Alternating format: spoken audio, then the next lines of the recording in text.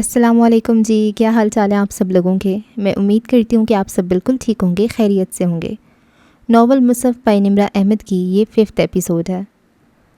صبح 8 بجے وہ مسجد کے گیٹ پہ تھی۔ اندر داخل ہونے سے قبل اس نے رک کر بیلوں سے ڈھکے بنگلے کو دیکھا، جس کا سنگی بینچ آج بھی ویران پڑا تھا۔ بابا، تمہارا صاحب ہے؟ کچھ سوچ کر اس نے باوردی گارڈ کو مخاطب کیا۔ وہ تو شہر سے باہر گیا ہے، کب آئے گا؟ معلوم نہیں۔ اچھا۔ اس نے ذرا سیڑھی اونچی کر کے گیٹ کے باہر دیکھا۔ ہمایوں کی گاڑی کھڑی تھی۔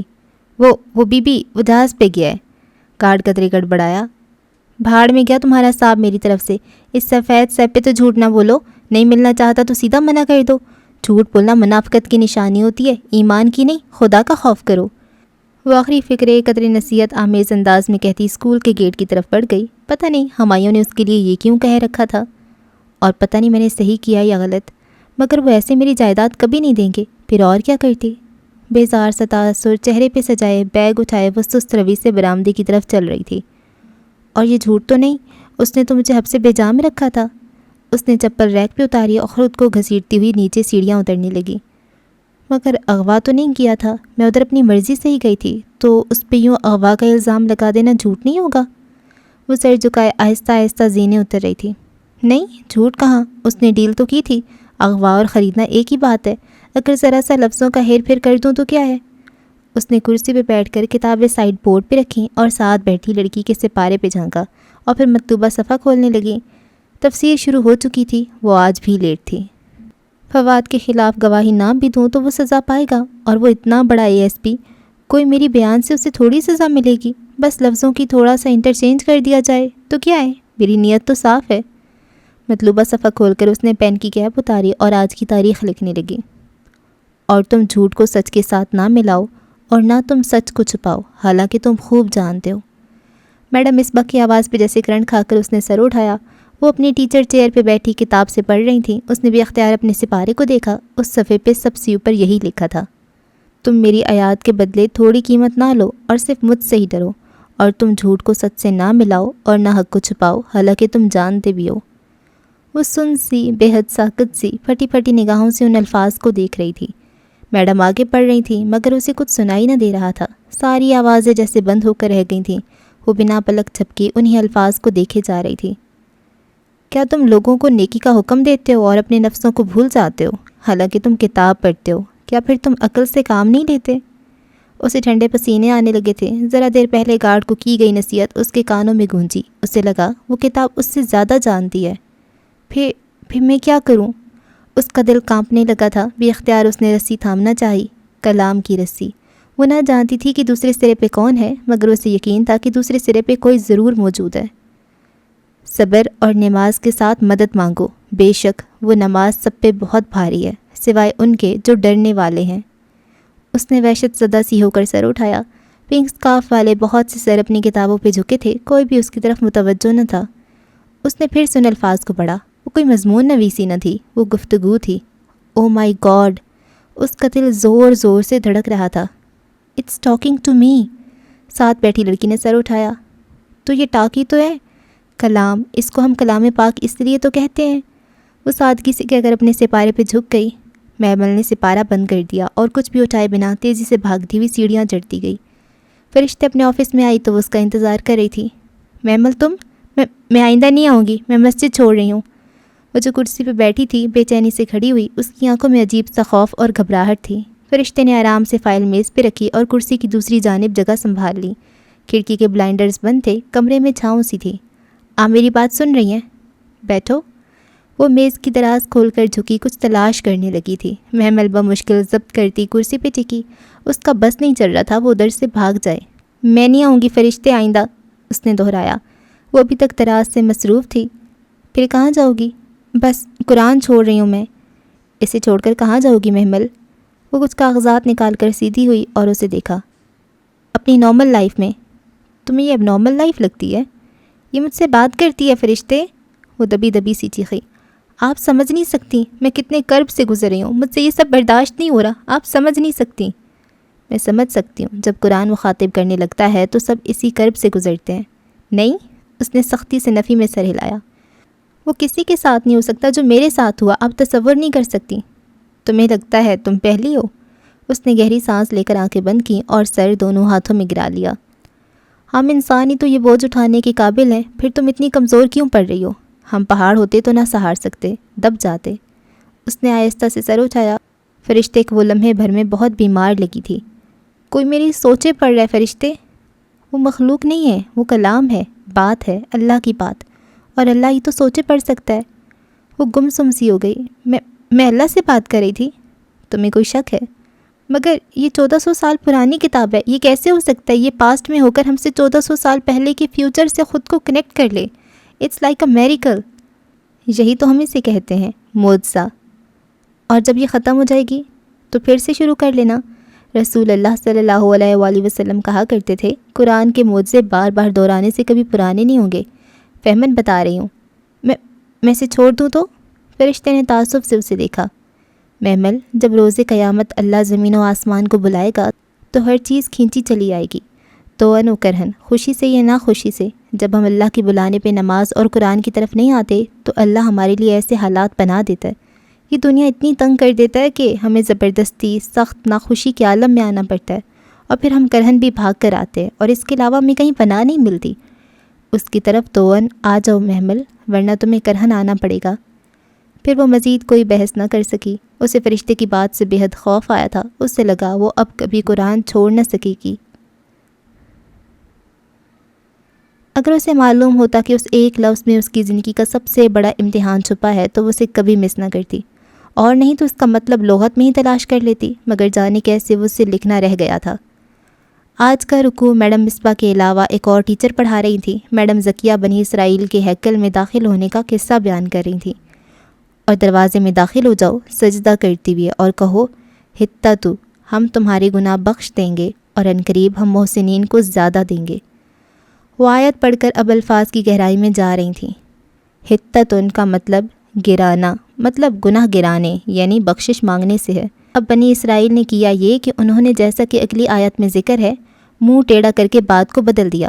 وہ سجدہ کرتے یعنی جھک کر حتّتُن کہہ کر داخل ہونے کی بجائے ہنتاتن کہہ کر داخل ہوئے۔ ہنتاتن کہتے ہیں۔ وہ تیز تیز قدم چلا کر لکھ رہی تھی کہ کسی نے برہمی سے پین اس کے رجسٹر پہ رکھا۔ اس نے ہڑبڑا کر سر اٹھایا۔ ایک کلاس انچارج اس کے سر پہ کھڑی تھی۔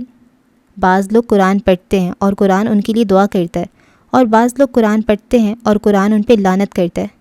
کیا ہوا میم؟ آپ رجسٹر قرآن پہ رکھ کر لکھ رہی ہیں؟ انچارج نے صدمے سے اسے دیکھا تو اس نے گھبرا کر قرآن نیچے سے نکالا۔ یہ اس کا تجوید کا قرآن تھا، سمپل آف وائٹ جلد والا۔ Sorry ma'am. اس نے قرآن احتیاط سے ایک طرف رکھا اور رجسٹر پہ جھک گئی۔ پھر ادھر ادھر ساتھ والی لڑکی کے رجسٹر پہ جھانک کے دیکھ سکے کہ ہنتاتن کا کیا مطلب میڈم نے لکھوایا ہے، مگر اس نے کچھ نہ لکھا تھا۔ قرآن کی کلاس تھی، وہ بول نہ سکتی تھی، سو مایوسی سے واپس اپنے نوٹس کو رکھ دیا۔ صفحے کی لائن یہاں ختم ہوتی تھی، وہاں اس نے لکھ رکھا تھا ہنتاتن یعنی گند۔ گند کے دال کے آگے صفحہ ختم تھا۔ بعض دفعہ میکانکی انداز میں کچھ لکھتے ہوئے جب صفحہ ختم ہو جائے تو آگے جو بھی چیز ہو، بھلے نیچے رکھی ہو، کتاب ہو یا ڈیسک کی لکڑی، اس پہ لکھ ڈالتے ہیں اور بعد میں یاد ہی نہیں آتا۔ گند، اس کا مطلب ہے؟ وہ اس ادھورے لفظ پہ حیران ہوئی۔ کوئی سینس نہ بنتا تھا، مگر خیر وہ آگے لکھنے لگی۔ سوچا بعد میں کسی سے پوچھ لے گی، مگر بعد میں یاد ہی نہ رہا۔ چھٹی کے وقت اس نے ہمایوں کو اپنے گیٹ کا دروازہ بند کرتے دیکھا۔ وہ ہک چڑھا کر پلٹا ہی تھا کہ وہ سامنے آ کھڑی ہوئی۔ پنک اسکارف میں مقید چہرہ، کندھے پہ بیگ، سفید یونیفارم اور سینے پہ ہاتھ باندھے وہ تیکھی نظروں سے اسے دیکھ رہی تھی۔ یہ تبدیلی کیسے آئی؟ وہ بے اختیار مسکرا دیا۔ غالباً اچھے موڈ میں تھا۔ محمل اسی طرح تیکھی سخت نظروں سے اسے دیکھے گئی۔ خیریت؟ وہ 2 قدم آگے بڑھا۔ اس کے پیچھے سے گیٹ کے باہر اس کا مستعد چوکیدار کی نکھیوں سے دونوں کو دیکھ رہا تھا جو آمنے سامنے کھڑے تھے۔ ہمایوں جیبوں میں ہاتھ ڈالے اور وہ سخت تیوروں کے ساتھ سینے پہ بازو لپیٹے۔ آپ کو مسئلہ کیا ہے فواد بھائی کے ساتھ؟ شاطر مجرم کسی بھی پولیس آفیسر کے لیے چیلنج ہوتے ہیں، اور مجھے چیلنج لینے میں مزہ آتا ہے۔ اس مزے میں اگر آپ الٹا پھنس گئے تو؟ میں کیوں پھنسوں گا؟ تم نے کورٹ میں مکر جانا ہے نا؟ آپ کو کس نے کہا کہ میں مکر جاؤں گی؟ کیا مطلب؟ وہ یکلخ چونکا۔ وہ اسی طرح اسے چپتی نگاہوں سے دیکھتی واپس پلٹی اور سینے پہ بازو لپیٹے سر جھکائے سڑک پہ چل دی۔ عقل کے سارے راستے عجب دھوئیں میں گم ہوتے تھے۔ وہ کچھ سمجھ نہ پا رہی تھی۔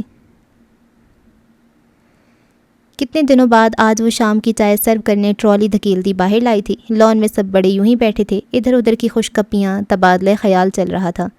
محمل، میری چائے میں کینڈل ڈالنا بیٹا۔ آغا جان جس بے تکلفی سے کہہ کر غفران چچا سے بات کرنے میں مصروف ہو گئے، نائمہ اور فضا نے مینے خیز نگاہوں سے ایک دوسرے کو دیکھا۔ جب سے فواد جیل گیا تھا ان دونوں کا الائنس تائی مہتاب سے ہٹ کر بن چکا تھا۔ دونوں کے خواب اسے داماد بنانے کے چکناچور ہو گئے تھے، اور اب وہ مزید تائی کی خوش آمدید کرنے کی بجائے انہیں بے رخی دکھانے لگی تھیں۔ یہ لیجیے آغا جان، اس نے بھی پورے اعتماد سے کپ ان کو تھمایا اور پھر تائی مہتاب کو جو الگ سی گمسم بیٹھی تھیں۔ تھینک یو محمل جانے انہوں نے کس دل سے بظاہر مسکرا کر کہا۔ فضا نے آنکھوں ہی آنکھوں میں نائمہ کو ہلکا سا اشارہ کیا۔ نائمہ نے ہاں کہہ کر سر جھٹکا۔ ان کی سمجھ میں نہ آ رہا تھا کہ اچانک وہ اس پہ اتنے مہربان کیوں ہو رہے تھے۔ وہ خالی ٹرالی لیے اندر آئی تو سیڑھیوں سے اترتا حسن جو شرٹ کے کف بند کر رہا تھا اسے دیکھ کر لمحے بھر کو رک گیا۔ محمل، ایک پرانا منظر اس کی آنکھوں میں لہرایا تھا، فواد کا یوں اترنا، پھر اس کا اسے چائے دینا اور وہ انگلیوں کا ٹکرانا۔ کیا تھا فواد نے یہ سوچا تھا کہ یہ لڑکی بھی اس کا ہتھیار بن سکتی ہے؟ اتنی ارزاں تھی وہ۔ منظر وہی تھا، بس چہرہ بدل چکا تھا، اس کی آنکھوں میں کرچیاں سی چبھنے لگیں۔ مومن ایک سوراخ سے دوبارہ نہیں ڈسا جاتا۔ وہ تیزی سے کچن کی طرف آئی۔ محمل رکو، سنو۔ وہ سرت سے اس کے پیچھے لپکا اور کچن کے دروازے پہ ٹھہر سا گیا۔ اندر مسرت کپڑے سے سلیب صاف کر رہی تھی۔ محمل ساتھ ہی کرسی پہ رخ موڑے بیٹھی تھی۔ اونچی بھوری پونی ٹیل جس سے اس کی لمبی گردن پیچھے سے جھکتی تھی اور کرتے کے اوپر دوپٹے کو شانوں پہ ٹھیک سے پھیلائے ٹانگ پہ ٹانگ چڑھائے وہ چہرہ موڑے بیٹھی تھی۔ اس کے اس سائڈ پوز سے بھی حسن کو اس کی جھکی آنکھوں کا سوگوار سرنگ دکھائی دیا تھا۔ اسے لگا وہ بہت بدل گئی ہے۔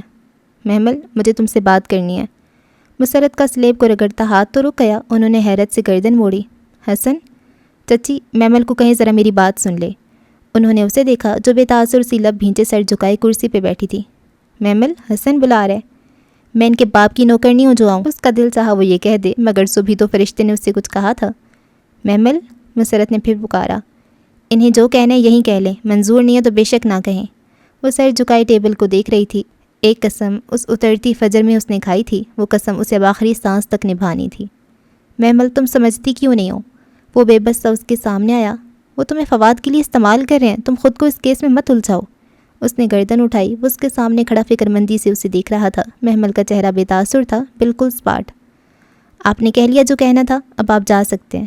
اس نے آلوؤں کی ٹوکری قریب کھسکا کر میز سے چھری اٹھائی۔ وہ چند لمحے بے بس سا اسے دیکھتا رہا، پھر تیزی سے باہر نکل گیا۔ مسرت الجھی سی اس کے قریب آئیں۔ کس کیس کی بات کر رہے حسن؟ آلو گوشت میں بنا دوں گی، آپ قورمہ دیکھ لیجئے گا اور کھیر بھی، کیونکہ میں نہیں چاہتی کسی کو کوئی شکایت ہو۔ وہ اب مگن سی آلو چھیل رہی تھی۔ مسرت گہری سانس لے کر سلیب صاف کرنے لگی۔ وہ جانتی تھی اب وہ نہیں بتائے گی، اور وہ آلو چھیلتے اس عجیب بات کو سوچ رہی تھی جو صبح اس کو فرشتے نے کہی تھی، جب وہ رشتہ داروں اور یتیموں کے ساتھ اس نے سلوک کی آیتیں پڑھ کر تڑپ گئی تھی اور پوچھا تھا کہ یہ جو لوگ یتیموں کا مال کھاتے ہیں ان کے لیے کیا سزا بتائی گئی ہے۔ یتیموں سے پہلے قرابت داروں کا ذکر ہے محمل۔ میں اور میری ماں ان قرابت داروں کی جیسی خدمت کرتے ہیں آپ سوچ بھی نہیں سکتی۔ تو اس خدمت کا کبھی ان کو احساس بھی دلایا ہے؟ اماں تو ہر وقت جوتی رہتی ہیں، مگر میں ادھار رکھنے کی قائل نہیں ہوں۔ وہ ایک کہیں تو 10 سناتی ہوں، ایک ایک آئٹم گنواتی ہوں جو بناؤں۔ اس نے فخر سے کہا اور پھر فرشتے کا سنجیدہ چہرہ دیکھا تو لگا کچھ غلط کہہ دیا۔ یعنی سب کیا کرایا ملیا میٹ کر دیتی ہو، یہ تو ان پہ ظلم ہے۔ ظلم؟ میں ظلم کرتی ہوں ان پہ؟ وہ شاکڈ رہ گئی۔ ظلم کی تعریف کیا ہوتی ہے؟ کسی کے حق میں کمی کرنا۔ ایک ہی ایک سنانا برابر کا بدلہ ہے، مگر 9 اوپر سنانا زیادتی ہے، اس کے حق میں کمی ہے۔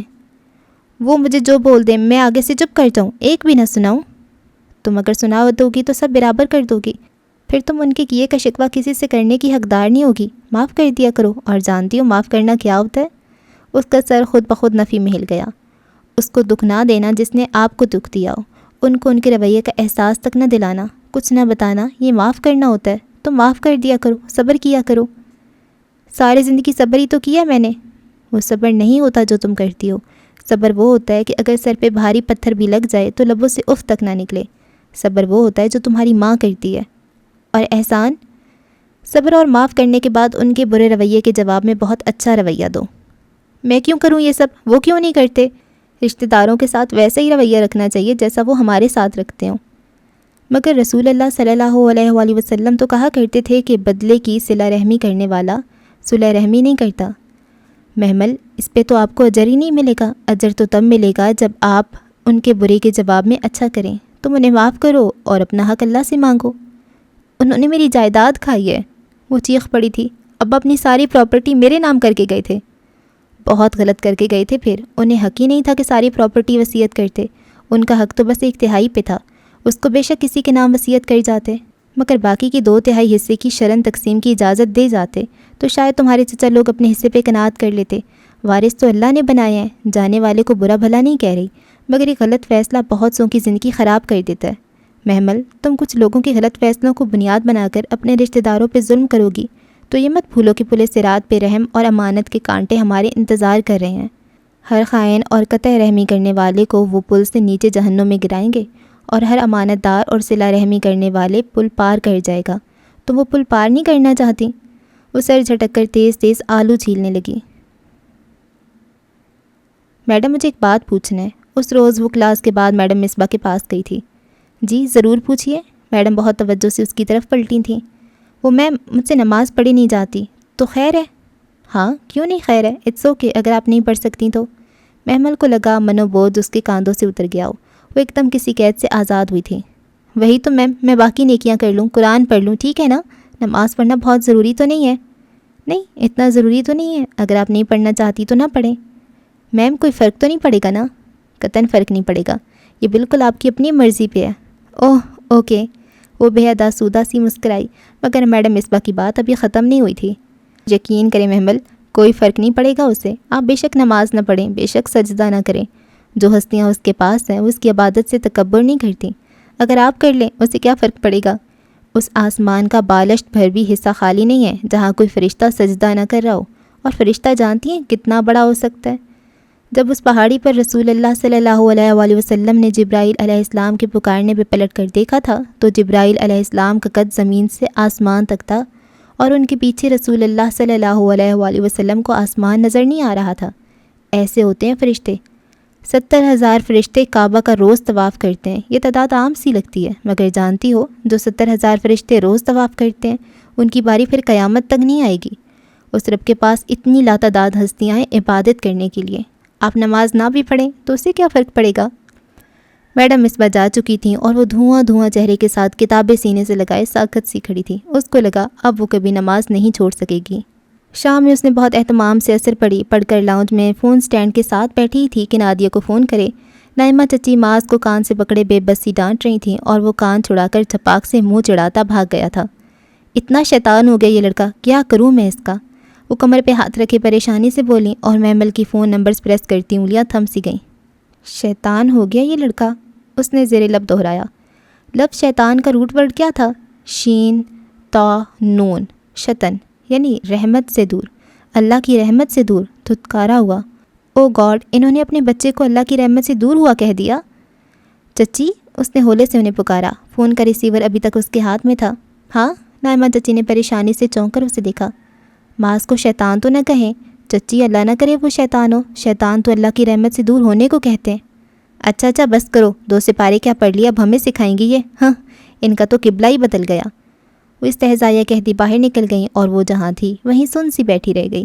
صبح تو دوسرے سپارے کی پہلی آیت پڑھی تھی کہ عنقریب وہ بے وقوف لوگ کہیں گے کہ ان کو ان کے قبلے سے کس نے پھیر دیا ہے، ان کا تو قبلہ ہی بدل گیا ہے۔ وہ تکرار اس کے ذہن میں گونج رہی تھی۔ بہت پہلے ملنے والی وہ سیاہ فام لڑکی ایک دم اسے یاد آئی تھی۔ اس میں تمہارا ماضی، حال ہے اور مستقبل ہے، وہ ٹھیک کہتی تھی۔ وہ سر جھکائے خاموشی سے برتن دھو کر ریک میں لگا رہی تھی۔ دھلی پلیٹوں سے پانی کے قطرے ٹپ ٹپ گر رہے تھے، اس کے ہاتھ سست روی سے کام کر رہے تھے۔ وہ کچن میں اکیلی تھی، اماں جانیں کہاں تھیں؟ باقی لوگ تو کام کے وقت کچن میں آنا مزاج کے خلاف سمجھتے تھے، مگر خیر، اس نے سر جھٹکا۔ وہ اب کوشش کرتی تھی کہ ایسی سوچوں کو دل میں نہ جگا دے۔ اب محسوس ہوتا تھا کہ اس نے اپنے بدصورت رویے سے اپنے اور ان کے درمیان فرق نہ رکھا تھا۔ پہلے وہ ہر چیز اسی دنیا میں برابر کرنے پہ تلی تھی، اب اس نے صبر کرنا شروع کر دیا تھا۔ زندگی ویسے بھی اب ٹف ہو گئی تھی۔ اب مسجد کی ٹیچرز نے اسے دیر سے آنے پر الٹیمیٹم دے دیا تھا۔ وہ خود بھی اپنی تجوید درست کرنے فجر کے بعد آنا چاہتی تھی کہ تب لڑکیاں اکٹھی بیٹھ کر تجوید کی پریکٹس کرتی تھیں۔ مسئلہ صرف یہ تھا کہ فجر کے وقت فریج لاک ہوتا، اس کے لاک کہنے پہ بھی کسی پہ اثر نہ ہوتا تھا۔ اس کے پاس اپنے ناشتے کے پیسے نہ تھے، یا تو وہ ٹرانسپورٹ کا کرایہ ادا کرتی یا اپنا ناشتہ لا کر رکھتی۔ سو ناشتہ قربان کر کے اس نے وین والے کو فیس دی، اور روز صبح تہجد پہ اٹھ کر وہ آدھا گھنٹہ اپنا ہوم ورک کرتی، پھر فجر پڑھ کر نکل جاتی۔ عصر کے قریب اس کی واپسی ہوتی۔ ہمارے بزرگ کہا کرتے تھے کہ علم فکر و فاقے کے بغیر نہیں آتا، ٹھیک ہی کہتے تھے۔ اس نے آخری پلیٹ ریک پہ رکھی، ٹونٹی بند کی اور ہاتھ خشک کرتی اپنے دھیان میں پلٹی تھی کہ کچن کے کھلے دروازے میں کسی کو کھڑا دیکھ کر ٹھٹکی اور پھر دوسری پل ساکت رہ گئی۔ کیسی ہو؟ فواد سینے پہ ہاتھ باندھے مسکراتے ہوئے اسے دیکھ رہا تھا۔ وہ گنگ سی بنا پلک جھپکے اسے دیکھے گئی۔ یہ کب واپس آیا؟ تم مجھے بہت یاد آئی محمل، میں ایک بہت بڑی سازش کا نشانہ بناؤں۔ اماں اماں، وہ ایک دم بلند آواز میں پکارنے لگی۔ خون ابلنے لگا تھا، اسے محسوس ہوا اس کا جسم کپکپا رہا تھا۔ کیا ہوا؟ مسرت بوکھلا کر اندر آئیں اور پھر فواد کو دیکھ کر چپ سی رہ گئیں۔ فواد بیٹا تم؟ چاچی، وہ ان کی طرف بے قراری سے پلٹا۔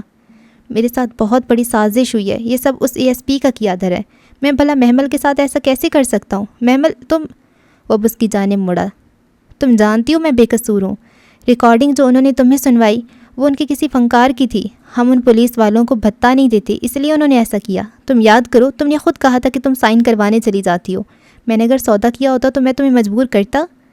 وہ ایک دم چونکی۔ وہ ٹھیک کہہ رہا تھا مگر آپ نے مجھ پہ الزام لگایا کہ آپ نے مجھے رنگے ہاتھوں، اس سے آگے بولا نہیں گیا۔ وہ سب مجھے ASP نے رات کو کہا تھا کہ میں تمہارے اور اس کے درمیان آنے کی کوشش نہ کروں، بھلا بتاؤ میں ایسا کر سکتا ہوں؟ پھر مجھے یقین آ ہی گیا تھا کہ تم جیسی باکردار اور پارسا لڑکی ایسا نہیں کر سکتی۔ میں پورے گھر کے سامنے تمہارے کردار کی قسم کھانے کو تیار ہوں، چاچی آپ میرا یقین کریں۔ وہ بے بس سا مسرت کے پاس جھکا اور ان کے دونوں ہاتھ پکڑ لیے۔ یقین کریں میں نے کچھ نہیں کیا، لیکن اگر آپ سمجھتی ہیں کہ محمل میری وجہ سے بدنام ہوئی ہے تو میں محمل سے شادی کرنے پہ تیار ہوں۔ آپ جب کہیں آغا جان دھوم دھام سے محمل کو اپنی بہو بنا لیں گے، آپ ہاں تو کریں، ایک دفعہ محمل سے میری شادی ہو جائے، پھر ہوگی کسی کو پورے خاندان میں ہمت کہ وہ محمل پہ انگلی اٹھا سکے، ہم ہر وہ انگلی کاٹ دیں گے، اللہ گواہ چچی ہم ایسا کریں گے۔ فواد تم سچ کہہ رہے ہو؟ فرتے جذبات سے مسرت کی آنکھوں سے آنسو ابل پڑے۔ وہ جو ساکت سی سلیب کا سہارا لیے کھڑی تھی ایک دم بھاگتی ہوئی باہر نکل گئی۔ اس نے رات کا کھانا نہیں کھایا تھا، بس سر منہ لپیٹے پڑی رہی۔ باہر سے چہل پہل کی آوازیں آ رہی تھیں، ہنسی مذاق باتیں شور کہے دعوت کی طرح کا سماں تھا۔ اشتہا انگیز کھانوں کی مہک اس کے کمرے تک آ رہی تھی، مگر اس کا کسی چیز کے لیے دل نہ چاہ رہا تھا۔ وہ چت لیٹی دیر تک چھت پہ گھومتے پنکھے کو دیکھتی رہی تھی۔ تینوں پر گول گول گھوم رہے تھے، بار بار ایک ہی مدار کے گرد چکر کاٹتے، آخر میں وہیں پہنچ جاتے جہاں سے چلے تھے۔ وہ بھی وہیں پہنچ گئی تھی۔ پریئر ہال کی کشادہ سفید سیڑھیاں وہ ننگے پاؤں سست روی سے اتر رہی تھی۔ سفید شلوار قمیض کے اوپر پنک اسکارف نفاست سے اوڑے، ایک ہاتھ ریلنگ پہ رکھے، وہ جیسے پانی پہ چلتی غائب دماغی سے نیچے آئی تھی۔ پریئر ہال کے گلاس ڈورز بند تھے، شیشوں کے پار تازہ صبح اتر رہی تھی۔ اس کو آج کچھ بھی اچھا نہیں لگ رہا تھا۔ وہ چپ چاپ اپنی جگہ پہ آئی، بیگ ڈیسک پہ رکھا اور گرنے کے انداز میں بیٹھی۔ اگر کالج ہوتا تو یقیناً وہ آج نہ آتی۔ اتنی ڈپریسڈ ہو گئی تھی کہ وہ پڑھ نہ سکتی تھی، مگر وہ کالج نہ تھا، نہ ہی وہ پڑھنے آئی تھی، وہ تو سننے آئی تھی۔ بعض چیزیں اتنی حیرت انگیز ہوتی ہیں کہ انسان ان پہ حیران ہونا ترک کر دیتا ہے۔ وہ موزانہ کتاب بھی ایسی تھی، عاجز کر دینے والی، مبہوت کر دینے والی۔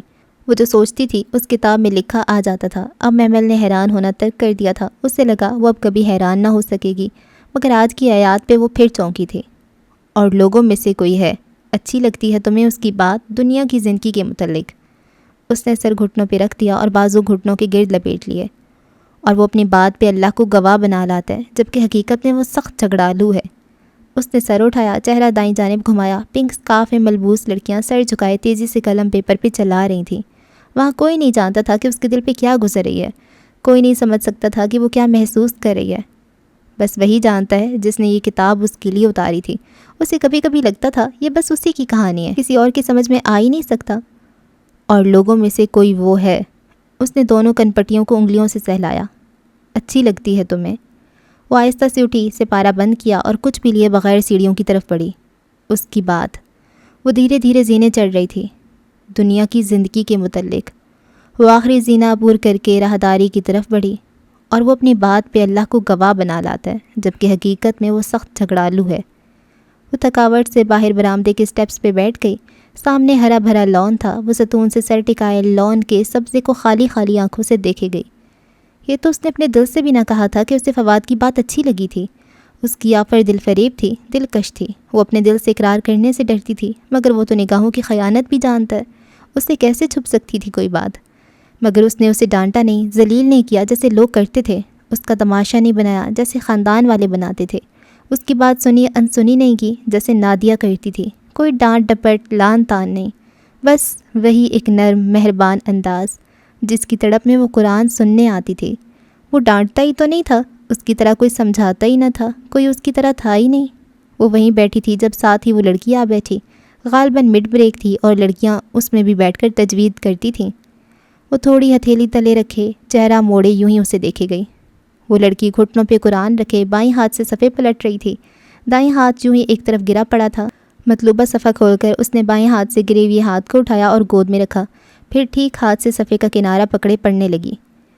ان المسلمین والمسلمات۔ وہ رک رک کر اٹک اٹک کر پڑھتی، بار بار آواز ٹوٹ جاتی۔ وہ پھر سے شروع کرتی مگر ہکلاہٹ زدہ زبان پھر ساتھ چھوڑنے لگتی۔ مخارج صحیح سے نہ نکل پاتے۔ وہ بدقت تمام ایک لفظ بولتی تو ساتھ گاں گاں کی آواز بھی آتی۔ یکدم محمل کو احساس ہوا وہ رونے لگی تھی۔ اس کا مفلوج دایاں ہاتھ بار بار نیچے گر جاتا۔ وہ بائیں ہاتھ سے اسے اٹھاتی، پھر سے تجوید سے پڑھنے کی کوشش کرتی۔ اس کی آنکھیں سرخ ہوئیں اور آنسو ابل کر گال پہ لڑکنے لگے۔ وہ بائیں ہاتھ سے آنسو رگڑتی، دبی دبی سسکیوں کے ساتھ پھر سے کوشش کرنے لگی۔ محمل گم سم سی اسے دیکھے گئی۔ وہ اپاہج لڑکی اپنے اللہ سے بات کر رہی تھی۔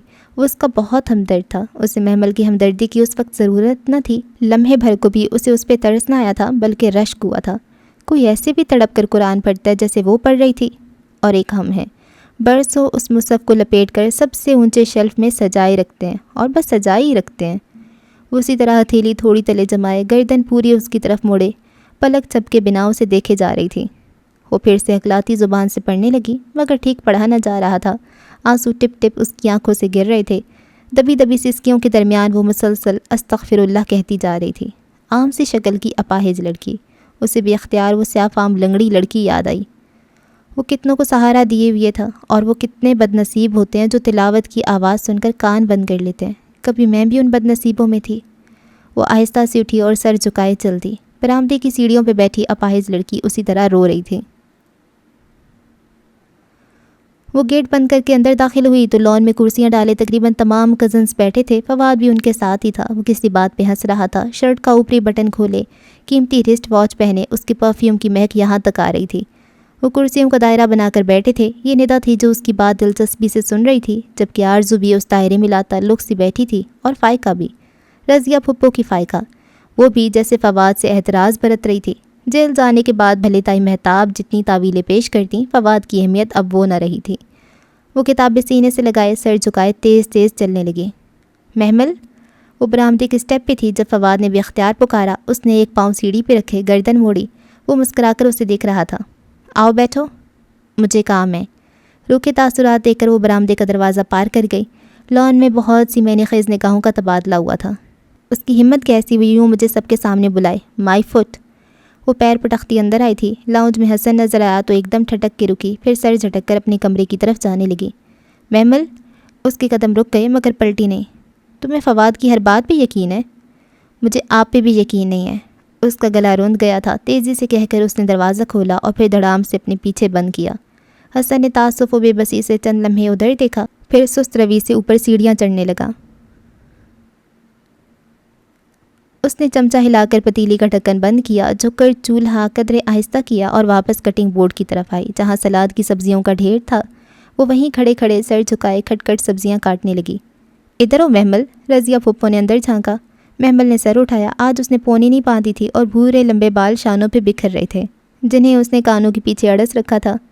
جی پھپھو، وہ آہستہ سے گویا ہوئی۔ یہ محمل کے اندر ایک واضح تبدیلی تھی۔ وہ پہلے جیسی بدلحاظ نہ رہی تھی، ورنہ پہلے تو اسے مخاطب کرتی ہوئے ڈر لگا کرتا تھا۔ میں نے سوچا ذرا تمہاری کوئی مدد کر دوں۔ مسرت کو تو بھابھی نے دوسرے کاموں پہ لگا رکھا ہے۔ کوئی تک ہے بھلا؟ جب دیکھو بیچاری سے کام ہی کرواتی رہتی ہیں۔ تو کوئی بات نہیں پھپھو، ہمارا فرض ہے۔ وہ نرمی سے مسکرا کر پھر سے سبزی کاٹنے لگی تھی۔ یہ فواد رہا کب ہوا؟ پھپھو سامنے کاؤنٹر سے ٹیک لگائے رازداری سے گویا ہوئیں۔ معلوم نہیں۔ ہاں، بڑا ظلم کیا اس نے تمہارے ساتھ۔ میرا تو مانو اس کی شکل دیکھنے کا دل نہیں کرتا۔ وہ سر جھکائے کھٹکھٹ پیاز کاٹتی جا رہی تھی۔ آنکھوں میں سے آنسو گرنے لگے تھے۔ بڑا دل تھا میرا اپنی فائقہ کے لیے، مگر دل ایسا ٹوٹا کہ ادھر آنے کو ہی نہیں چاہتا۔ کتنے چہرے نکلتے ہیں نا لوگوں کے۔ محمل، جانے دے پھپھو، انا للہ پڑھ لیں۔ فائقہ باجی کوئی کم تھوڑی ہیں، وہ کسی اچھے بندے کے قابل ہیں۔ اچھا ہی ہوا جو بھی ہوا۔ اسے پھپھو کے آزردہ چہرے کو دیکھ کر دکھ ہوا تھا۔ یہ پہلی دفعہ تھا کہ وہ اس کے ساتھ یوں بات کر رہی تھی، ورنہ پہلے تو درمیان میں محمل نے اتنی دیواریں کھڑی کر رکھی تھیں کہ انہیں پاٹنا مشکل تھا۔ اس کے ابا کی ایک ہی بہن تھی، وہ کیوں لوگوں سے شکایت کرے؟ اس نے خود بھی تو کبھی بنا کر رکھنے کی کوشش نہ کی تھی۔ ہاں وہ تو ٹھیک ہے، مگر اسی لمحے فواد نے کچن کا دروازہ کھولا۔ ان دونوں نے چونک کر ادھر دیکھا۔ محمل کے لب سختی سے بھینچ گئے، وہ تیز تیز سبزیاں کاٹنے لگی۔ محمل، ایک کپ چائے مل سکتی ہے؟ یہ فارغ نہیں ہے، اپنی بہنوں سے کہہ دو، وہ فارغ ہی بیٹھی تھی باہر۔ پھپھو نے نہایت بے رخی سے کہا۔ وہ چند لمحے کھڑا رہا، پھر واپس مڑ گیا۔ حکم دیکھو کیسے چلا رہے، تم ذرا بھی اس کی نہ سنا کرو۔ میرے بھی کتنے خواب تھے، ہمیں کوئی کمی تھوڑی ہے۔ فائقہ کے پاپا کے بزنس کا تو تمہیں پتہ ہے، کروڑوں میں کھیلتے ہیں، ان کی طرح یتیموں کا مال نہیں کھاتے۔ میں یتیم نہیں ہوں پھپھو، میں بالغ ہوں، اور بلوغت کے بعد یتیمی نہیں ہوتی۔ وہ اب سلاد میں لیموں نے چوڑ رہی تھی۔ ہاں تمہیں پتہ ہے، ابھی فائقہ کے پاپا نے نیا گھر بنوایا ہے، دوسرا گھر تو پھر سے فرنش کر کے فائقہ کو جہیز میں دیں گے۔ محمل کی لیموں نے چوڑتی انگلیاں تھمیں۔ ایک خیال کے پیش نظر اس نے چونک کر سر اٹھایا۔ پھپھو، اس کا دماغ تیزی سے کام کر رہا تھا۔ آپ کو مدد کی ضرورت ہوگی نا، گھر شفٹ کیا ہے، آپ اکیلے کیسے کریں گی سب؟ نوکروں پہ بھروسہ کر ہی نہیں سکتے۔ میں آ جاؤں آپ کے پاس، ہیلپ کروا دوں گی۔ ہاں کیوں نہیں؟ پھپھو تو نہال ہو گئی۔ میں تم سے کہنے ہی لگی تھی، پھر سوچا تمہاری پڑھائی تو اسی لیے اتنا پیار جتا رہی تھیں۔ خیر کوئی بات نہیں، ویکینڈ ہے، پھر آپ کی ہیلپ ہی تو کرانی ہے نا۔ اسے فواد سے دور رہنے کا یہی طریقہ نظر آیا۔ پھپھو نے فوراً حامی بھر لی۔ وہ جلدی سے اپنا بیگ تیار کرنے لگی۔ تیاری کیا تھی؟ 2 جوڑے رکھے، چند ضروری چیزیں، اور پھر قرآن رکھتے رکھتے وہ رہ گئی۔ قرآن تو وہاں ترجمے والا مل ہی جائے گا، 2 دن کی تو بات ہے، اب ساتھ کیا رکھوں؟ کوئی بات نہیں۔ اس نے بیگ کی زپ بند کر دی۔ پھپھو کا سامان شفٹ ہو گیا تھا، بس ڈبوں میں بند تھا۔ وہ جاتے ہی کام میں لگ گئی۔ فائقہ تو ٹی وی میں ہی مگن تھی، ڈش بھی لگ گئی تھی اور وہ بہت شوق سے کچھ دیکھ رہی تھی۔ پھپھو نے اس سے کچھ نہ کہا۔ محمل ساری چیزیں نفاست سے سیٹ کرتی رہی۔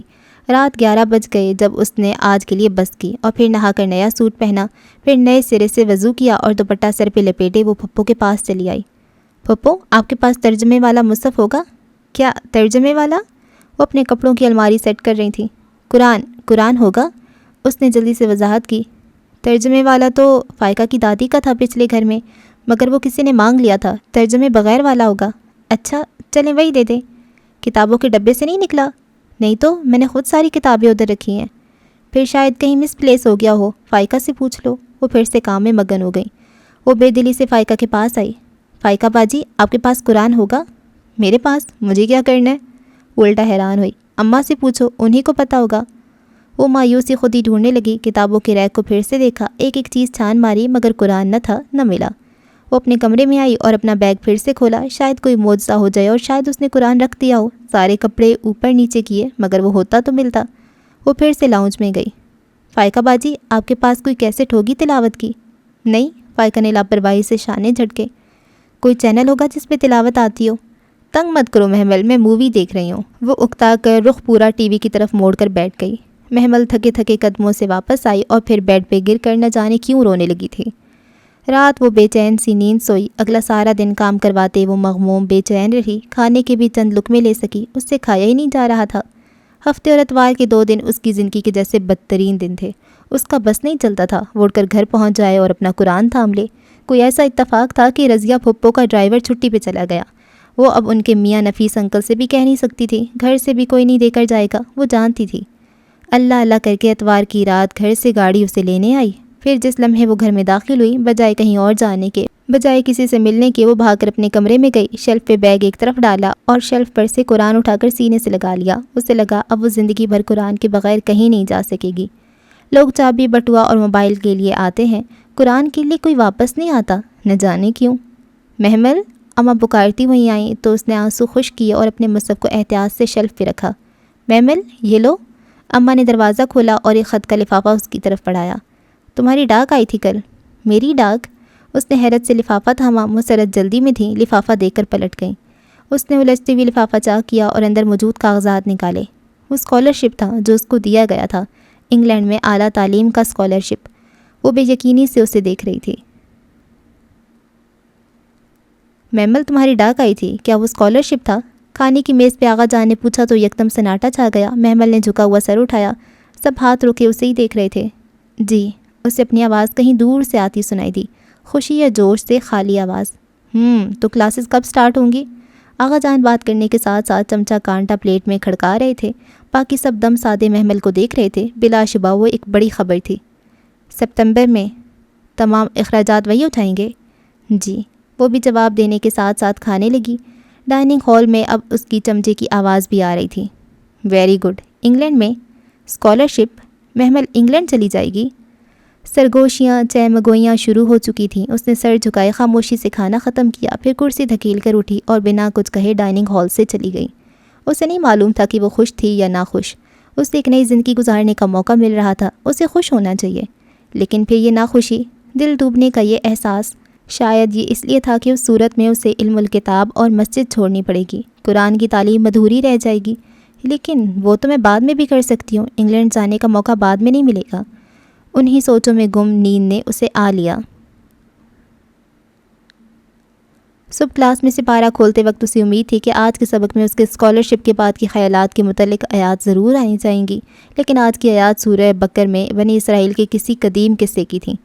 یہ پہلی دفعہ ہوا تھا کہ اسے اس کا جواب نہیں مل رہا تھا، اور وہ واقعہ جو بیان کیا جا رہا تھا وہ بھی قدرے ناقابل فہم تھا، بلکہ تھا نہیں، اسے لگا تھا وہ اسکالرشپ بھلا کر اس واقعے میں ہی الجھ گئی۔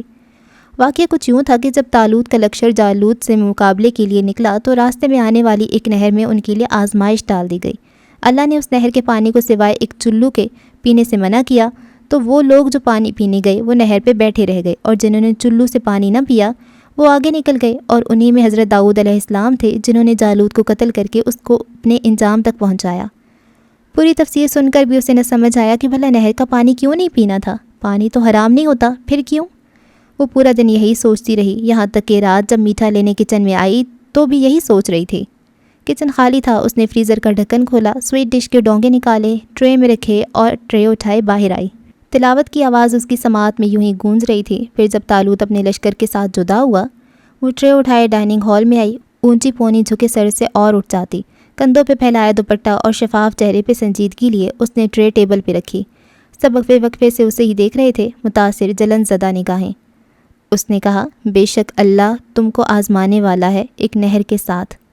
وہ خاموشی سے ٹرے سے ڈونگے نکال رہی تھی۔ پہلا ڈونگا اس نے آغا جان کے سامنے رکھا، تو جو کوئی اس نہر سے پیے گا وہ مجھ سے نہیں۔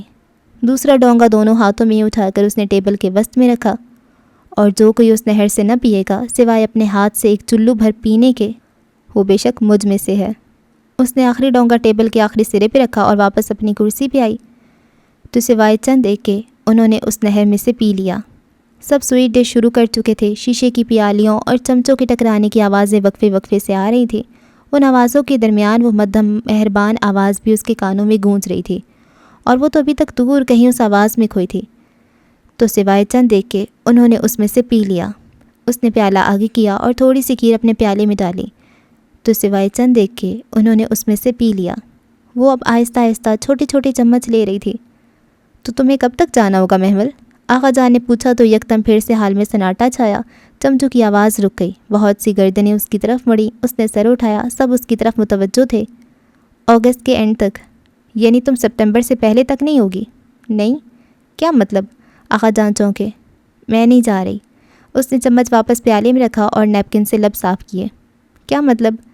تم اتنا بڑا اسکالرشپ چھوڑ دو گی؟ فضا چچی نے تحیر سے کہا تھا۔ میں چھوڑ چکی ہوں، مگر کیوں؟ وہ نیپکن ایک طرف رکھ کر اٹھ کھڑی ہوئی۔ کیونکہ ہر جگہ رکنے کے لیے نہیں ہوتی۔ اگر میں نے اس نہر سے پانی پی لیا تو میں ساری عمر اسی پہ بیٹھی رہ جاؤں گی، اور طالوت کا لشکر دور نکل جائے گا۔ بعض حلال چیزیں کسی خاص وقت میں حرام ہو جاتی ہیں۔ اگر اس وقت آپ اپنے نفس کو ترجیح دیں تو خیر کا کام کرنے والے لوگ دور نکل جاتے ہیں۔ میں نہر پہ ساری عمر بیٹھی نہیں رہنا چاہتی، مجھے وہ داؤد بننا ہے جو جالوت کو مار سکے۔ وہ سوچ کر رہ گئی اور کہا، تو بس اتنا؟ مجھے بھی قرآن پڑھنا ہے، اور تیز تیز قدم اٹھاتی باہر نکل گئی۔ شام کی ٹھنڈی ہوا اپنی لیب پہ بہہ رہی تھی۔ وہ چائے کا کپ لیے ٹیرس پہ کرسی ڈالے دور آسمان کو دیکھ رہی تھی، جہاں شام کے پرندے اپنے گھروں کو اڑتے جا رہے تھے۔ ٹیرس سے سامنے والوں کا گھر نظر آتا تھا، انہی بریگیڈیئر صاحب کا گھر جن کی قرآن خوانی ایک روز اس نے دیکھی تھی۔ قرآن کو بھی پتہ نہیں ہم لوگوں نے کیا سے کیا بنا دیا۔ اس نے کسی خیال کے تحت کپ سائڈ پہ رکھا اور اٹھی۔ ابھی مڑی ہی تھی کہ سامنے فواد کا چہرہ دکھائی دیا۔ وہ گھبرا کر ایک قدم پیچھے ہٹی۔ وہ اندر کھلنے والے دروازے میں کھڑا تھا، سینے پہ ہاتھ باندھے، لب بھینچے اسے دیکھ رہا تھا۔ تم مجھ سے کتراتی پھر رہی ہو، حالانکہ تم جانتی ہو میرا قصور نہیں تھا۔ وہ چپ رہی۔ کل دوپہر 3 بجے میں اسٹاپ پہ تمہارے انتظار کروں گا، مجھے تم سے ضروری بات کرنی ہے، آئی ہوپ کہ تم ضرور میری بات سننے آؤ گی۔ وہ کہہ کر ایک طرف ہو گیا۔ محمل کا رستہ کھل گیا، وہ بنا اسے دیکھے تیزی سے دہلیز پار کر گئی۔ ایک قسم تھی جو اس نے کھا لی تھی، وہ اسے توڑ نہیں سکتی تھی، اور اس لمحے سیڑھیاں اترتے اسے محسوس ہوا کہ شاید وہ اس قسم کے بوجھ سے اب نجات حاصل کرنا چاہتی ہے۔ اب اس سے وہ قسم نبھائی نہیں جا رہی۔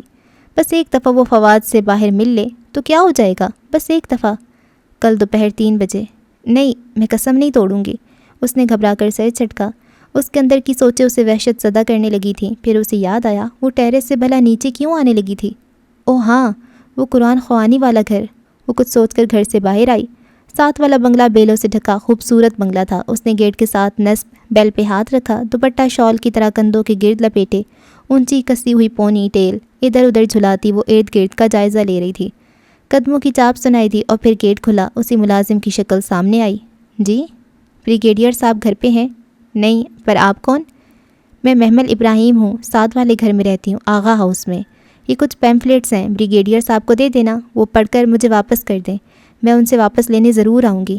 یہ ذمہ داری میں تمہیں دے رہی ہوں، اور ذمہ داری امانت ہوتی ہے۔ اگر امانت میں خیانت کی تو پولیس رات پار نہیں کر سکو گے، سمجھے؟ چند پیمفلیٹس اور کارڈز اسے تھما کر اس نے تنبیہ کی تو ملازم نے گھبرا کر اچھا جی کہہ کر سر اندر کر لیا۔ وہ شام، وہ رات اور وہ اگلی صبح بہت کٹھن تھی۔ وہ لمحہ بھر کو بھی نہ سو سکی تھی۔ ساری رات بستر پہ کروٹیں بدلتے گزری۔ مستقبل بہت سے اندیشوں کی دھند میں لپٹا نظر آتا تھا۔ وہ کیا کرے، کس سے مشورہ کرے، کس سے پوچھے؟ اور جواب تو اسے سوچنے کی ضرورت ہی نہ تھی۔ جب صبح کے قریب اس نے قسم توڑنے کا سوچا تو بستر سے نکلی اور معاملہ اللہ پہ چھوڑنے کا فیصلہ کر لیا۔ کل ان کی کلاس میں سورہ بقرہ ختم ہوئی تھی اور آج العمران شروع ہونا تھی۔ غالباً پہلی 11 آیات پڑھنی تھی۔ اسے پکا یقین تھا کہ کوئی حل آج کے سبق میں موجود ہوگا، سو اس نے آج کی آیات کھولیں۔ پھر ان تمام آیات کو اس نے 2-3 دفعہ پڑھا۔ دل میں عجیب سی بے چینی پیدا ہوئی۔ وہاں کوئی ذکر نہ تھا، نہ قسم کا، نہ قسم توڑنے کے کفارے کا۔ کفارہ؟ وہ چونکی، تو کیا میں قسم توڑنا چاہتی ہوں؟ ہاں، دل نے واضح جواب دیا تو اس نے خود سے نگاہیں چرا کر مصحف بند کیا اور اوپر رکھ دیا۔ فرشتے ایک فائل پہ سرسری نگاہ ڈالتے کوریڈور میں سے گزر رہی تھی جب وہ پھولی سانس کی تقریباً دوڑتی ہوئی اس کے سامنے آئی۔ فرشتے، مجھے آپ سے کچھ پوچھنا ہے۔ فائل کے صفحے کا کنارہ فرشتے کی انگلیوں کے درمیان تھا۔ اس نے سر اٹھایا۔ السلام علیکم، کیا بات ہے؟ وعلیکم السلام، وہ پھولی سانسوں کے درمیان تیز تیز بول رہی تھی۔ وہ ایک فتویٰ لینا ہے۔ میں مفتی نہیں ہوں، مگر بس ایک فقہی مسئلہ ہے۔ ضرور پوچھنا، مگر آج کی تفسیر سن لو، اس میں ہے تمہارا مسئلہ۔ محمل کو جھٹکا لگا۔ آپ کو میرے مسئلے کا پتہ ہے؟ ارے نہیں، مجھے تو آج کی آیات کا بھی نہیں پتہ۔ میڈم مصباح لیتی ہے نا آج کل آپ کی کلاسز؟ پھر آپ کو کیسے پتہ کہ؟ کیونکہ یہی ہمیشہ ہوتا ہے، تفسیر کا ویٹ کر لو، تمہارا مسئلہ کلیئر کٹ لفظوں میں آ جائے گا۔ اس نے فائل کا صفحہ پلٹا اور سرسری سا اوپر نیچے دیکھنے لگی۔ مگر میں نے آج کی آیات پڑھ لی ہیں، ان میں میرا مسئلہ نہیں ہے، مجھے پتہ ہے۔ صبر لڑکی، علم صبر کے ساتھ آتا ہے، تفسیر کے بعد پوچھ لینا، مگر اس کی یقیناً نوبت نہیں آئے گی۔ وہ ہلکا سا اس کا گال تپ تپا کر فائل دیکھتی آگے بڑھ گئیں۔ محمل نے اپنے گال کو چھوا، پھر سر جھٹک کر کوریڈور میں آگے بھاگ گئی۔ یہ کبھی نہیں ہوا تھا کہ وہ جو سوچے وہ قرآن میں لکھا ہوا نہ آئے۔ لوگ اس کی بات نہیں سنتے تھے تو توجہ نہیں کرتے، اگر توجہ بھی کرتے تھے تو سمجھتے نہیں۔ اور ایک قرآن تھا، اسے کہنا بھی نہ پڑتا اور وہ دل کی بات دھیان سے سنتا، توجہ کرتا، سمجھتا اور پھر دانائی اور حکمت سے اسے سمجھاتا تھا، اور اس جیسا کوئی نہ سمجھاتا تھا۔ مگر اسے لگا آج کی آیات میں ایسی کوئی بات نہ تھی جو اس سے متعلق ہو۔ بہت بے دلی اور رنج سے اس نے سپارہ کھولا۔ وہ سفید چادر پہ دو زانو ہو کر بیٹھی تھی۔ سامنے ڈیسک پہ سپارہ کھلا پڑا تھا، ایک طرف رجسٹر تھا جس پہ جھکی وہ تیز تیز لکھ رہی تھی۔ اب میڈم مصباح محکم آیات اور متشابہ آیات کا مطلب سمجھا رہی تھیں۔ محکمات وہ آیات ہیں جن کا مطلب ہم سمجھ سکتے ہیں، مثلاً احکامات، اس دنیا کی باتیں، دنیا کے کسی باغ کی مثال، تاریخی واقعات، اور متشابہات وہ آیات ہیں جو ہم تصور نہیں کر سکتے مگر ان پہ ایمان بالغیب لانا ضروری ہے، مثلاً جنت، دوزخ، اللہ کا ہاتھ، فرشتوں کی ہیئت۔ متشابہات کے پیچھے نہیں پڑنا چاہیے، اور جو پڑھے اس سے دور رہنا چاہیے۔ میڈم مصباح یہی سمجھا رہی تھیں۔ سست روی سے تمام پوائنٹس رجسٹر پہ لکھ رہی تھی وہ۔ متشابہات پہ ایمان بالغیب ایسا ہونا چاہیے جیسے، میڈم کی آواز ہال میں گونج رہی تھی، جیسے اگلی آیات میں ذکر ہے کہ راسخون فی العلم، ان پہ ایمان لاتے ہیں۔ اب راسخون فی العلم کون ہوتے ہیں؟ ایک ہوتا ہے طالب علم، ایک صاحب علم، اور اس سے بڑا درجہ راسخ علم والے کو ہوتا ہے۔ یہ کون لوگ ہوتے ہیں؟ ان کے بارے میں نبی صلی اللہ علیہ وآلہ وسلم سے پوچھا گیا کہ راسخون فی العلم کون ہوتے ہیں، تو آپ صلی اللہ علیہ وآلہ وسلم نے فرمایا وہ جو قسم پوری کرتے ہیں۔ محمل کے ہاتھ سے پین گرا، سیاہی کے چند چھینٹے چادر کو بھگو گئی۔ میڈم آگے بھی کہہ رہی تھیں جن کے دل مستقیم ہوتے ہیں، مگر وہ یک ٹک پھٹی پھٹی نگاہوں سے سپارے پہ لکھے راسخون فی العلم کے الفاظ کو دیکھے جا رہی تھی۔ ایک ہی تکرار اس کے کانوں میں بار بار گونج رہی تھی، وہ جو قسم پوری کرتے ہیں۔ وہ بس سکتہ کی کیفیت میں سپارے کو دیکھ رہی تھی۔ راسخون فی العلم، سپارے کے الفاظ دھندلا گئے، اس کی آنکھوں سے ٹپ ٹپ آنسو گرنے لگے۔ صدیوں پہلے عرب کے صحراؤں میں کچھ لوگوں نے رسول اللہ صلی اللہ علیہ وآلہ وسلم سے پوچھا تھا کہ پختہ علم والے کون ہوتے ہیں، اور تب انہوں نے بتایا تھا کہ وہ جو قسم پوری کرتے ہیں۔ اسے لگا صدیوں پہلے کی کہی گئی بات کسی اور کے لیے نہیں، صرف اس کے لیے تھی۔ وہ انگلیوں کی پوروں سے ان 3 الفاظ کو بار بار چھو رہی تھی، انہیں محسوس کر رہی تھی۔ آنسو اس کے گالوں سے لڑک کر گردن پہ پھسل رہے تھے۔ یہ الفاظ آج کی آیات میں تھے۔ اس نے بھلا کیسے سمجھ لیا کہ مسئلے کا حل آج کی آیات میں نہیں ملے گا؟ ہم نے سنا اور ہم نے اطاعت کی، اس نے ہتھیار ڈال دیے تھے۔ قسم کھانا پسندیدہ تھا، لیکن اب وہ اسے ہمیشہ نبھاتی تھی اور جانتی تھی کہ یہی اس کے لیے بہتر تھا۔ اس روز وہ 3 بجے سے پہلے ہی گھر آ گئی تھی۔ وہ صبح بہت زرد سی طلوع ہوئی تھی، آئینے کے سامنے کھڑی خود کو دیکھ رہی تھی۔ آج اس نے اونچی پونی کی بجائے سادہ سی چٹیاں بنائی تھی، شفاف چہرے پہ ذرا سی پشمردگی چھائی تھی۔ وہ چند لمحے خود کو دیکھتی رہی، پھر سیاہ چادر سر پہ رکھی اور تھوڑی تک لپیٹ کر بکل دوسرے کندھے پہ ڈالی۔ آج اسے گواہی دینی تھی، فواد کے خلاف یا اپنے خلاف۔ لاؤنج میں تینوں چچا انتظار کر رہے تھے۔ کلف لگے سفید شلوار قمیض میں آغا جان کمر پہ ہاتھ باندھے ادھر ادھر بے چینی سے ٹہل رہے تھے۔ اسے راہداری سے آتے دیکھا تو رک گئے۔ چلیں؟ وہ اسپاٹ چہرہ لیے ان کو دیکھے بغیر دروازے کی طرف بڑھی اور اسے کھول کر باہر نکلی۔ وہ سب اکٹھے باہر نکلے۔ گیٹ کھلا، یکے بعد دیگرے دونوں گاڑیاں پوچھ سے باہر سڑک پہ رواں دواں تھیں۔ اس اونچے گھر کی بہت سی کھڑکیوں میں بہت سی عورتیں ان کو جاتے دیکھ رہی تھیں۔ گاڑیاں گم ہو گئیں تو لڑکیوں نے پردے چھوڑ دیے۔ زرد سی راہداری میں وہ سمٹائی، نگاہیں نیچے کیے آغا جان کے ساتھ ساتھ چل رہی تھی۔ ادھر ادھر پولیس والے، وکلاء اور کتنے ہی لوگ گزر رہے تھے۔ بہت وحشت ناک سی جگہ تھی وہ، اس سے سر نہیں اٹھایا جا رہا تھا۔ بس لمحے بھر کو اس نے چہرہ اوپر کیا تو کوریڈور کے اختتام پہ وہ کھڑا تھا، اپنے کسی سپاہی کو اکھڑتے تیور لیے غصے سے کچھ کہتا۔ یونیفارم میں ملبوس، سر پہ کیپ، وہ بہت وجی تھا، اور زندگی میں پہلی دفعہ محمل کو اس پہ غصہ نہیں آیا تھا۔ اسے ان تمام لوگوں میں ایک وہی اپنا ہمدرد لگا تھا۔ اس نے نگاہیں جھکا لیں، کوریڈور کے موڑ کے قریب ہی تھی جب ہمایوں کی نگاہ اس پہ پڑی اور وہ ٹھہر گیا۔ آغا کریم کے بائیں کندھے کے پیچھے چھپی ہوئی، گردن جھکائے، سیاہ چادر میں لپٹی لڑکی جس کے چہرے پہ زمانوں کی تھکن رقم تھی۔ اس نے سر نہیں اٹھایا، وہ اسے دیکھتا رہا، یہاں تک کہ وہ اس کے قریب سے سر جھکائے گزر گئی۔ ہاں، آغا کریم نے ایک متنفر نگاہ اس پہ ضرور ڈالی تھی۔ وہ اب گردن موڑ کے اسے دیکھنے لگا، شاید وہ اس کی آنکھیں دیکھنا چاہتا تھا، انہیں پڑھنا چاہتا تھا۔ کوریڈور کے درمیان میں یکدم اس کالی چادر والی لڑکی نے گردن پیچھے کو موڑی۔ دونوں کی نگاہیں لمحے بھر کو ملیں۔ اسے محمل کی آنکھوں میں زمانے کی تھکن نظر آئی۔ پھر اس نے چہرہ موڑ لیا اور اسی طرح سر جھکائے اپنے چچاؤں کے نرغے میں آگے چلتی گئی۔ کمرہ عدالت میں وہ قطار کی بائیں نشست پہ سب سے پیچھے بیٹھی تھی۔ آغا جان اس کی دائیں طرف تھے، اس کے بائیں جانب کچھ نہ تھا، قطار خالی تھی۔ وہ سر جھکائے ساری کارروائی سنتی رہی، اس سے نظر تک نہ اٹھائی جاتی تھی، یوں جیسے ہر کوئی اسے ہی دیکھ رہا ہو۔ اور پھر ایک ساتھ کو جیسے ہی اس نے سر اٹھایا، وہ دوسرے سٹینڈ میں بیٹھا گردن ترچھی کیے اسے ہی دیکھ رہا تھا۔ وہ دونوں ایک دوسرے کو دیکھتے رہے۔ ہمایوں کی نگاہوں میں سوال تھے، چبھتے ہوئے پریشان کن سوال۔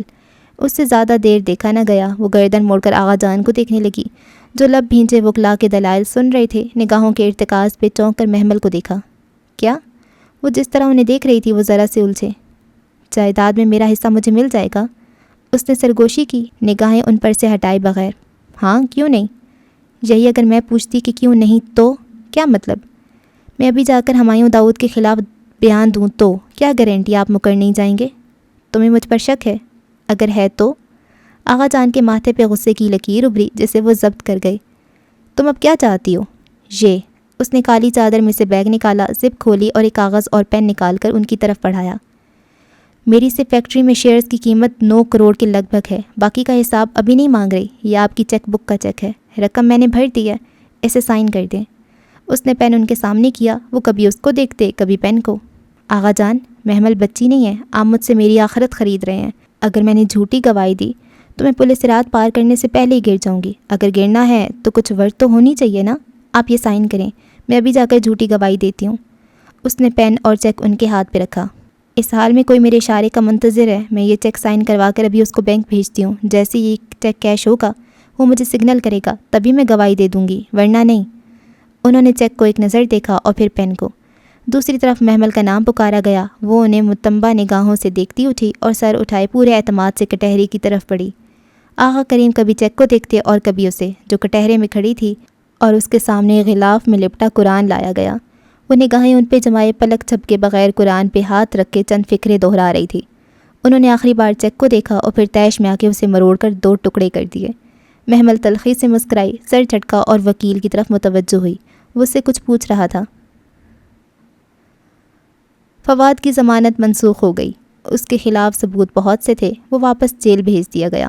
واپسی کا سفر بہت خاموشی سے کٹا۔ وہ آغا جان کی لینڈ کروز کی پچھلی سیٹ پہ بہت خاموشی سے سارا راستہ باہر دیکھتی آئی تھی۔ جب کار پورچ میں رکی تو وہ سب سے پہلے اتری۔ لان میں بہت سی عورتیں تیزی سے ان کی طرف بڑھی تھیں۔ کیا ہوا؟ وہ کسی کو دیکھے بغیر تیزی سے اندر چلی گئی۔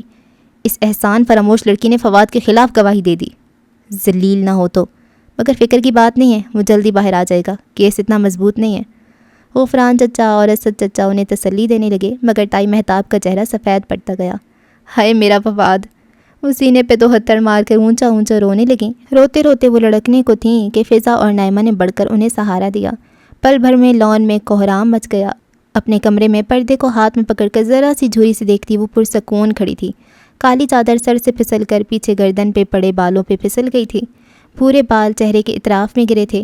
وہ کانچ سی سنہری آنکھیں سکیڑے پرسوچ نگاہوں سے باہر کا منظر دیکھ رہی تھی۔ اوکے جی، تو ہماری محمل نے آخر کار گواہی نہیں دی جھوٹی۔ ویری گڈ محمل، مجھے تم سے یہی امید تھی۔ اگر تم آغا جان کی بات مان لیتی وہ تمہیں کبھی بھی جائیداد نہ دیتے، اور پھر تم نہ ادھر کی رہتی نہ ادھر کی رہتی۔ فواد کو تو پکڑوانا چاہیے۔ اچھا ویسے بندی میں ہمت ہے، اب فواد اس کو اندر اندر سے پسند ہے، لیکن پھر بھی اس نے اس کے خلاف گواہی دی ہے، تو یہ ہوتا ہے نا ایمان، یہ اچھی بات ہو گئی۔ اور ایک بات مجھے یہ سمجھ نہیں آئی کہ وہ اس کو کہہ رہی ہیں کہ تم صبر کرو، برداشت کرو، کسی کو کچھ نہ کہو، سب کے کام کرتی رہو۔ یہ میں اس چیز کے ساتھ اگری نہیں ہوں، مجھے یہ صحیح نہیں لگ رہا۔ مطلب ایسا کوئی آپ کے ساتھ ظلم کر رہا ہے تو آپ اس کو روک سکتے ہو، خود کو ڈیفینڈ کرو، اس کا ہاتھ روکنا چاہیے نا۔ یہ نہیں کہ بس بندہ برداشت کرتا رہے، صبر کرتا رہے۔ صبر بھی دوسرے والا صبر، مطلب مجھے یہاں پہ کہا جا رہا ہے کہ جیسے تمہاری امی کرتی ہیں، اس کی امی تو بہت غلط ہیں، اس کی امی کو تو میں کبھی بھی صحیح نہیں کہہ سکتی، اور اس کا حصہ ہے اس میں، وہ ظلم کریں ان کے ساتھ، ان کا حصہ انہوں نے ہتھیا لیا، ان کو دے نہیں رہے، تو یہ تو غلط ہے نا۔ یہ شاید ان کا حصہ کم ہے، وہ کوئی تہائی حصہ کہہ رہی تھی کہ ایسا کچھ ہے نا، تو شاید سارا حصہ ان کا نہیں ہے، کچھ ان کا بھی حصہ ہے، لیکن اس کا بھی کچھ حصہ ہے، تو اس کا حصہ اس کو نہیں دے رہے وہ، تو یہ اپنا حصہ لے سکتی ہے نا۔ اگر وہ حصہ نہیں دے رہے تو کم از کم ان کو آگے سے جواب دے رہی ہے تو خیر ہے نا۔ ہاں مطلب چپ کر کے بس ان کی نوکر بنے رہو، یہ بھی تو غلط ہے۔ یہ اپنا کہتی ہے میں نے ٹیوشنز پڑھانی ہے، تو یہ ان کو جواب دے کے ان سے لڑ جھگڑ کے اس نے ٹیوشن کی پرمیشن لی ہے، باہر جانے کی، پڑھنے کی، تو اس نے ہر چیز کے لیے بہت مشکل سی کی ہے۔ تو اگر یہ نہ کرتی، اپنی اماں کی طرح خود کو کیا کہتے ہیں سبمٹ کر دیتی، تو وہ تو اس سے ظلم ہی کرتے رہتے، اس کو نہ پڑھنے دیتے اور بس اس سے گھر کے کام کرواتے رہتے اور اس کو بھی ہر ٹائم بس بےزتی کرتے رہتے، ہے نا۔ تو مجھے تو نہیں لگتا کہ وہ فرشتے اس کو صحیح کہہ رہی تھی، پر خیر ہم کم علم والے لوگ ہیں، ہم اتنے سمجھدار نہیں ہیں، کم عقل ہیں، تو نمرہ احمد نے ٹھیک ہی لکھا ہوگا، لیکن پھر بھی میں نہیں مان رہی۔ آپ ماننا چاہے تو مان لیں، لیکن میرا دل نہیں مان رہا، نہ میرا ذہن مان رہا ہے، نہ میرا دماغ مان رہا ہے، میری عقل نہیں مان رہی، ہے نا۔ آپ کو کیا لگتا ہے میں صحیح کہہ رہی ہوں کہ نمرہ صحیح کہہ رہی ہیں؟ کیونکہ یہ تو بالکل ہی ایک الگ ہی چیز بتا رہی ہیں کہ بس خاموشی سے برداشت کرتے رہو، جو آپ کے ساتھ ہوتا جا رہا ہے برداشت کرتے رہو۔ اگر آپ نے کچھ کہا تو پھر اللہ ان سے بدلہ نہیں لیں گے، اللہ آپ نے وہ برابر کر دیا حساب، اب آپ اللہ سے نہیں کہہ سکتے۔ واٹ از دس؟ میں نہیں مان رہی۔ اب محمل اتنے سارے لوگوں کی اتنی زیادہ تانے، اتنے زیادہ ظلم، سب کا تو برابر بدلہ نہیں نہ لیتی، ایک جواب ہی آگے سے دے دیتی ہے۔ وہ کہتی ہے میں ایک ہی دس سناتی ہوں، اتنا نہیں سناتی یار، بہت سی باری اس کا دل کر رہا ہوتا ہے وہ بارش میں بھیگے، بارش میں کھیلے، اس کو تائی کہتی ہے جاؤ پکوڑے بناؤ سب کے لیے، تو وہ چلی جاتی ہے سب کے لیے پکوڑے بنانے، وہ تو پھر باتیں تو مانتی ہے نا ساروں کی۔ تو خیر دیکھتے ہیں اب آگے کیا ہوتا ہے۔ یہ اچھی چیز تھی کہ وہ قرآن میں اس کو اس کے آنسرز مل رہے ہیں، لیکن اسکالرشپ والی بات بھی مجھے سمجھ نہیں آئی۔ اسکالرشپ اس کو مل رہا تھا، اس کو اویل کرنا چاہیے تھا، اور قرآن وہاں پر بھی ہوگی، کوئی ایسا کورس جوائن کر سکتی تھی، اور وہاں پر بھی مسجدیں ہوتی ہیں تو انٹرنیٹ پہ بھی پڑھ سکتی تھی۔ اسکالرشپ فی الحال اس کی ضرورت تھی، اس کو اس ماحول سے نکلنا چاہیے تھا۔ یہ ماحول بہت ٹاکسک ہے اس کے گھر والوں کا، ساروں کا، وہ صرف اس پہ زیادتیاں کر رہے ہیں۔ تو میں تو محمل کی جگہ خود کو رکھتی ہوں تو مجھے تو وہ ہال اٹھنے لگ جاتے ہیں۔ ہر طرف اس کی کزنس وہ فیشن کر رہی ہیں، ٹی وی دیکھ رہی ہیں، وہ اور اس کی اماں بس ہر ٹائم کچن میں کھانا بنا رہی ہیں، برتن دھو رہی ہیں۔ تو یہ تو بہت خراب ماحول ہے، اس کو یہاں سے نکلنا چاہیے تھا۔ پتہ نہیں، فی الحال تو میں ایگری نہیں کر رہی بہت سی باتوں سے، دیکھتے ہیں آگے کیا ہوتا ہے۔ دعاؤں میں یاد رکھیں۔ اللہ حافظ۔